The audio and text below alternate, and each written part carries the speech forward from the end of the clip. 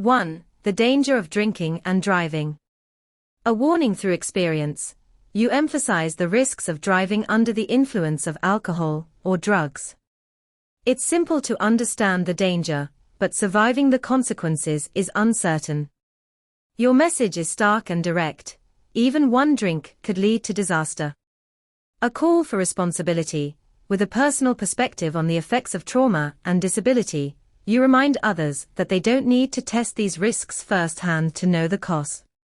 The dangers are verifiable, but people often fail to grasp the real consequences until it's too late. 2. Accepting and adapting to disability. Refusing to surrender to disability. Your journey from rejecting the wheelchair to pushing yourself toward recovery is inspiring. Despite being told to rely on the wheelchair, you made a conscious choice to reject it, symbolizing your refusal to accept limitations. You share how this mindset helped you overcome many challenges, even if recovery took years, and was fraught with physical and mental struggles. Using disability as a teaching tool.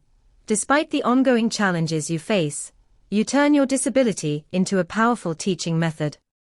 By physically demonstrating the impact of drink driving in front of students, you make the lesson tangible and real.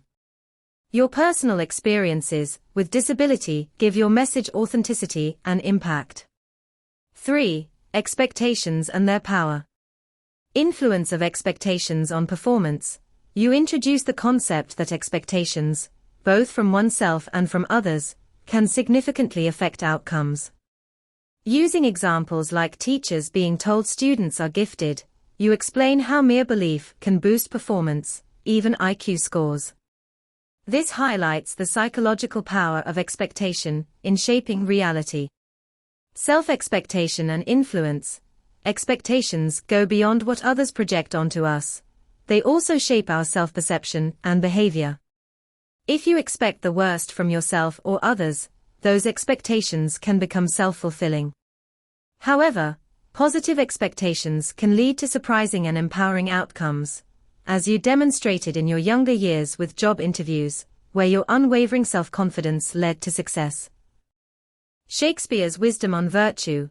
By quoting Shakespeare, "Assume a virtue and this is yours," you suggest that if we embody the qualities we admire in others, we can adopt those qualities ourselves. This aligns with your broader message that the mind and attitude are powerful tools for shaping reality. 4. The power of belief and action. Fear and doubt. You explore how fear, when given into, leads to doubt and negative expectations. This reinforces the idea that what we believe or expect has a direct impact on what we experience. Fear can paralyze, but belief in oneself and in positive outcomes can lead to real change. The role of nonverbal communication. You also touch on the subtle but important role of nonverbal cues, speech, touch, posture, and facial expressions, in shaping expectations. Children, and people in general, pick up on these cues even without consciously realizing it. The way we communicate, both verbally and non-verbally, influences how others feel about themselves and how they perform. 5. Resilience and learning through adversity. Your journey as a trauma survivor. You clarify that, while you are not a scientist or psychologist, your experiences as a trauma survivor have given you a unique perspective.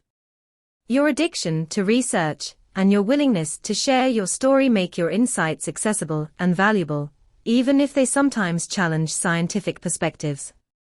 You stress that recovery is a deeply personal process, one that can take many forms and timelines. Lessons for others.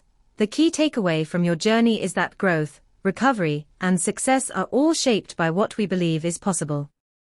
By maintaining hope, refusing to give in, and setting high expectations for oneself, people can overcome great challenges, whether they are physical, mental, or emotional. 6. Acceptance and growth.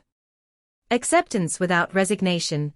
You speak of acceptance not as surrender, but as a way of adapting to new realities, without losing sight of your goals. You accepted certain limitations, such as not being able to sketch or write with your dominant hand, but this acceptance led to innovation, finding new ways to communicate, and engage with the world.